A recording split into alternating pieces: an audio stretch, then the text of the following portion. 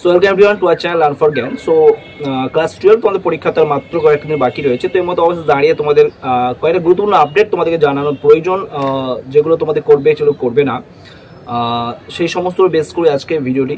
অর্থাৎ তোমাদের ফার্স্ট যে সেমিস্টার যে মার্কশিট যেটা হবে সেটা কীভাবে তৈরি হবে, দুটো সেমিস্টার মার্কশিট, এর পাশাপাশি তোমাদের যে সাপ্লি থাকবে কি না, বা তোমাদের যে টাইম যে পিরিয়ডটা সেটা কতটা কী করবে, এবং তোমার পরীক্ষা হলে কী করবে কী করবে না, তোমাদের মার্কশিট কীভাবে করা হবে, ঠিক আছে, এবং রেজাল্ট কবে, মোস্ট ভাইটাল যেটা আছে সেটা রেজাল্ট কবে পাবলিশড হবে, সবটাই কিন্তু আজকে ভিডিওর মধ্যে তোমার পয়েন্ট করো। তো অবশ্যই প্রচুর বন্ধুর মধ্যে শেয়ার করো, ফার্স্ট যদি সাবস্ক্রাইব করে দাও, ভালো হলে অবশ্যই লাইক আর কমেন্ট করতে বলবে না। আর আমাদের যে সাজেস্টিভ নোটস যারা এখনো পারচেস করোনি, সময় হাতে একদম নেই, খুব ন্যূনতম প্রাইস পে করে তোমরা কিন্তু এই সাজেস্টিভ নোটসটা পারচেস করে নিতে পারো। আশা করি তার বাইরে কোনো কিছু আসবে না, কারণ সেগুলো সাজেস্টিভ নোটস, এমসিকিউ নয়, কিন্তু প্র্যাকটিস সেট নয়। প্র্যাকটিসের আলাদা একটা করে দেবো, এবং তার সঙ্গে সাজেস্টিভ নোটস আছে যেগুলো পড়ে গেলে অনলাইনার থেকে শুরু করে A to Z যেটা পড়ে গেলে তোমাদের তার বাইরে কোনো কিছু আসার চান্স থাকবে না। ওকে, তো চলো আজকে আমরা টপিকে চলে আসি।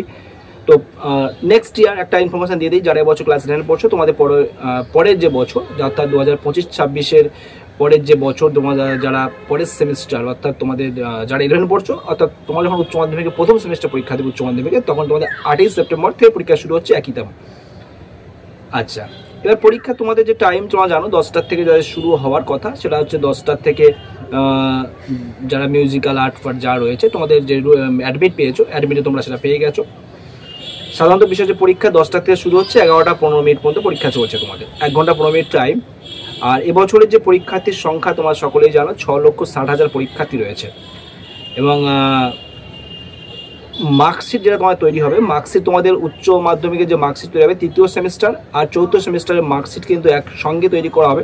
অর্থাৎ চতুর্থ সেমিস্টারের যে মার্কশিট সেটাও নাম্বার উল্লেখ থাকবে, উচ্চ মাধ্যমিক মার্কশিট তৃতীয় ও চতুর্থ উভয় সেমিস্টারের নম্বর উল্লেখ থাকবে যে মার্কশিটে দেওয়া হবে। তা দুটো মার্কশিটের নাম্বার কিন্তু একসঙ্গে ইনক্লুড করে সেটা কিন্তু তৈরি হবে। আর সব থেকে ভাইটাল, যদি কোনো সেমিস্টারে তোমার যে থার্ড সেমিস্টারে কেউ সাপ্লি পেয়ে যাও, তাহলে তারপরে কিন্তু তোমাদের পরের সেমিস্টারে কিন্তু সেই দিনে তোমাদের কিন্তু পরের বারে পরীক্ষা দিতে হবে। তাহলে সেই পরীক্ষা মার্কশিটে গিয়ে কিন্তু সাপ্লি লেখা থাকবে, ঠিক আছে। সাপ্লিমেন্টারি থাকলে কিন্তু কোনো সেমিস্টার, তৃতীয় সেমিস্টার যদি সাপ্লি থেকে যায়, তাহলে কিন্তু পরীক্ষার যে ফাইনাল মার্কশিট সেখানে কিন্তু সাপ্লি কথাটা কিন্তু উল্লেখ থাকবে। তাহলে সেই জন্য বলবো অবশ্যই তোমাদের তখন একটু সমস্যা জায়গা তৈরি হবে। যদি কোনো কারো মার্কশিট দেখো একটা ক্লিয়ার মার্কশিট, এবং কারো মার্কশিট দেখো সাপ্লি লেখা আছে, কোনো রকম পরবর্তীকালে পরীক্ষার ক্ষেত্রে বা কোনো প্রিপারেশনের ক্ষেত্রে দেখলে সেই মার্কশিটে কিন্তু ভ্যালুটা একটু হলেও কম হবে। তো প্রশ্ন থাকবে স্যারদের মনে যে কেন সাপ্লি আসলো, তাই নিশ্চয় ফাঁকি মেরেছো। তো সেই কারণে মাত্র 12 নম্বর পেতে হবে। তো কোনো রকমভাবে MCQ বেস পরীক্ষা হবে থার্ড সেমিস্টারে। তো কোনো রকম যেন কোনো সমস্যা না হয়, ভালোভাবে পরীক্ষা দেবে, আশা করি বেটার রেজাল্ট করবে, সকলেই ভালো রেজাল্ট করবে, কারণ আহামরি কঠিন প্রশ্ন হবে না। যারা ABT টেস্ট পেপার ফলো করেছো, আমাদের ক্লাস রেগুলার যদি দেখেছো, আশা করি তোমাদের ইংলিশে তো সমস্যা হওয়ার কথা নয়। ওকে, তাহলে এটা খেয়াল রাখবে।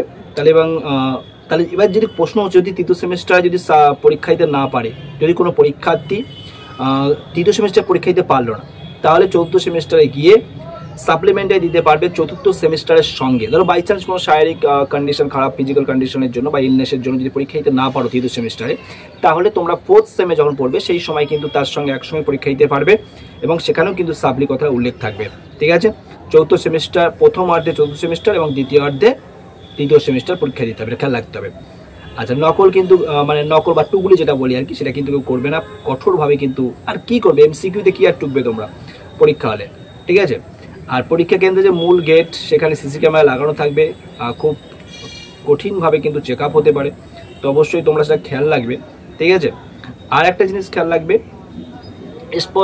স্পর্শকাতর কেন্দ্র হিসাবে কিন্তু মালদার জেলার সর্বাধিক 122টা স্পর্শকাতর হিসেবে কিন্তু চিহ্নিত হয়েছে। তো মালদা জেলার স্টুডেন্টরা একটু সাবধানে পরীক্ষা দিও, কারণ স্পর্শকাতর মানে কি, সেখানে কিন্তু ভালো গার্ড পড়বে।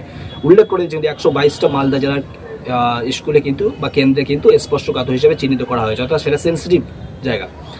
এর পাশাপাশি পরীক্ষা সেন্টারে যে গার্ড যেটা থাকবে, 20 জন স্টুডেন্ট পিছু একজন করে পরীক্ষক যিনি থাকবেন গার্ডে থাকবেন, এবং ওনার সঙ্গে যদি কোনো রকম খারাপ ব্যবহার করা হয় বা পরীক্ষাতে যদি কোনো রকমভাবে রুড বিহেভ করে, মারধর করে, কোনো কিছু করে, ঝামেলা করে, কোনো কিছু ভাবে, সেটা কিন্তু তার সম্পূর্ণ পরীক্ষা বাতিল হয়ে যেতে পারে।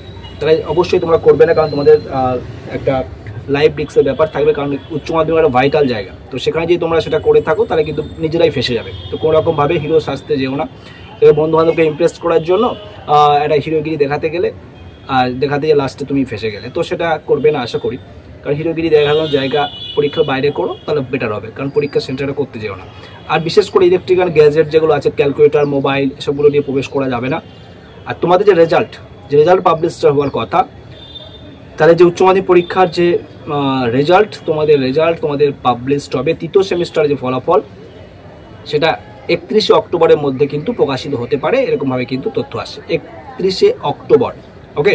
তাহলে 31শে অক্টোবরের মধ্যে তোমাদের রেজাল্ট পাবলিশড হয়ে যাবে। আর প্র্যাকটিক্যাল পরীক্ষা বা থিওরি পেপার, প্র্যাকটিক্যাল বা প্রজেক্ট যেমনভাবে পরীক্ষা হয় ঠিক সেমভাবে পরীক্ষা হবে।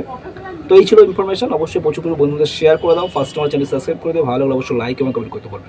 ভালো থেকো, আর বিভিন্ন চালিয়ে যাও। আর আমাদের সাজেস্টিভ নোটস যেটা বললাম, নোটস কিন্তু এমসিকিউ প্র্যাকটিস সেট নয়, নোটস যেটা পড়ে গেলে তোমরা হেল্প পাবে, ঠিক আছে। তো সেই নোটসটা তোমরা অবশ্যই কালেক্ট করে নিতে পারো।